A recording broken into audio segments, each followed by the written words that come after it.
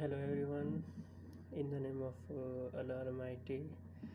So today we will talk about the bacteriology and we will talk about a unique bacteria known as mycoplasmas, and its reference is chapter 13 of More Microbiology, so you can see from there. So we will start from its introduction.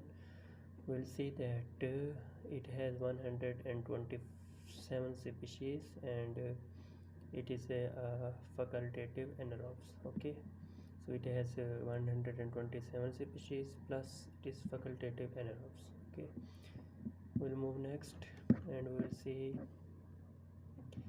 about its physiology and structure.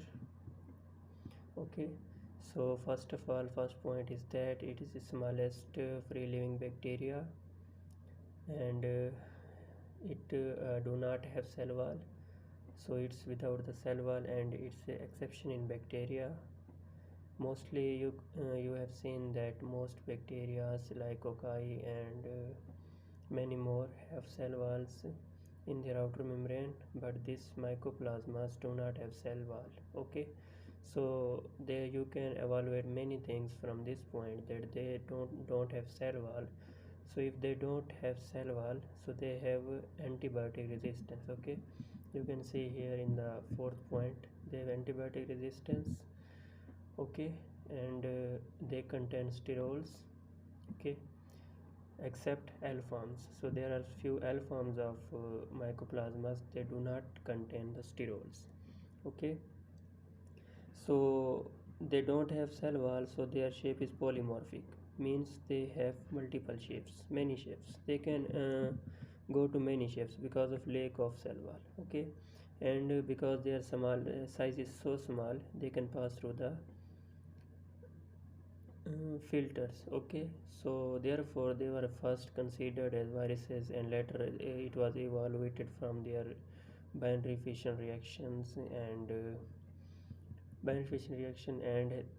and also they have DNA RNA. So due to binary fission and DNA RNA, they were considered bacteria. Okay, first they were considered as viruses because they can pass through the filter. Okay, now we'll see it's about growth. They grow slowly, so they have less they have a slow growth period, and they grow slowly from 1 to 16 hours. So their generation time is 1 to 16 hours. Okay, now we'll see its pathogenesis and immunity. Here we will see. So sorry for this. So okay, its pathogenesis. You know that most common type of mycoplasmas is pneumonia. So you know the effect of pneumonia on body. Okay, so pneumonia will first of all will go to the respiratory epithelium, and it will bind with the glycoprotein receptors at the base of cilia. Okay, so when the pathogen, when the pneumonia bind with the glycoprotein receptors at the base of cilia, it will cause ciliostasis. Ciliostasis means loss of cilial and cilial cells and cilia. So ciliostasis will result in the difficulties in cleaning the respiratory tract. Okay, and also it will cause a persistent cough, and it will cause inflammatory responses in the body. Okay, why inflammatory responses in the body? Due to movement of cytokinase, tumor necrosis factor alpha, interleucin 1 and interleucin 6. So these factors will move to the respiratory tract, and they will cause inflammation. Okay, now let me okay, so now we have seen its pathogenesis and immunity. Now we will talk about its epidemiology. First of all, it's a strict human pathogen, so it mostly exists in the human. Strict human pathogen, like it totally exists in the human, and it's spread worldwide throughout the year, and 60% attack rate in children. So children are most affected by mycoplasmas. Okay, and it also causes uh, infections in the genitalia. Okay, so like genitourinary tract colonization by M. homins, 15%, and M. genitalium. So these mycoplasma hominis and mycoplasma genitalium cause genital infections. Okay, we'll move next. What's next? We'll see. It's clinical diseases. We'll see. So most there are two types of infections that mycoplasma cause. One is common type and other is non-common type.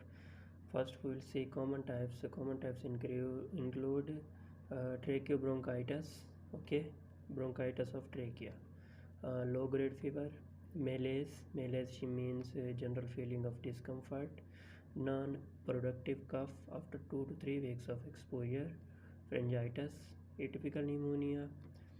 Okay, so above 5-6 types were of common. So now we'll see. Okay, sorry, pharyngitis, atypical pneumonia, patchy bronchopneumonia on chest radiography.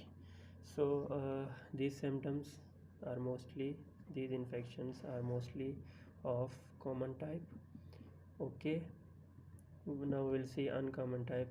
Some uncommon infections are myalgia and GI tract infections, like pain in the muscles and infections in the gastrointestinal tract.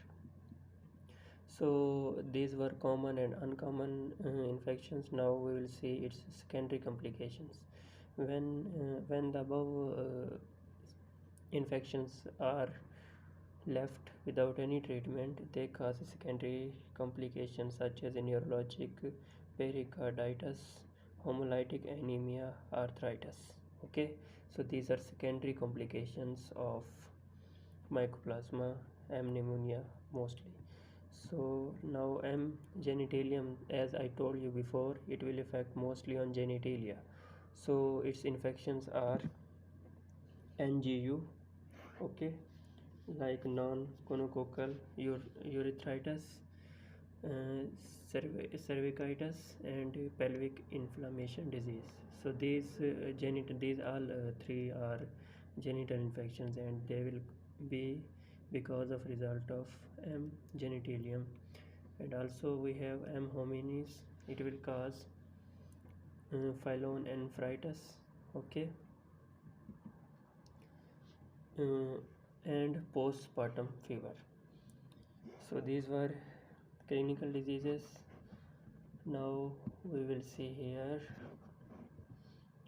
Let me show you. There are laboratory diagnosis. So now we will see how to diagnose the mycoplasma. Okay. First of all, we cannot use microscope for the detection of mycoplasma. So why we can't use microscope? Because mycoplasma stain poorly with a gram negative stain. Okay, so they will not stain with gram negative, so they do not absorb any color. Why they will not stain with a gram negative? Because they do not have cell wall. Okay, you know that cell wall absorb the color, so they don't have cell wall, so they will not stain with a gram negative staining, and so we cannot recognize them with the help of microscope. Okay, but we have sensitive tests like nucleic acid amplification test of specific gene target. Okay, and for the laboratory diagnosis of M. pneumonia, we mostly take throat cultures, okay, like sputum, and anywhere we can take throat cultures, and we can easily detect M. pneumonia from that cultures. Okay, and also we have some serologic tests for the M. pneumonia. Okay, so generally we can say that tests are more specific than culture for the detection of mycoplasma. Okay, and also we have some immunoassays for the detection of immunoglobulin M and immunoglobulin G. So in general, tests are more specific than culture. Okay.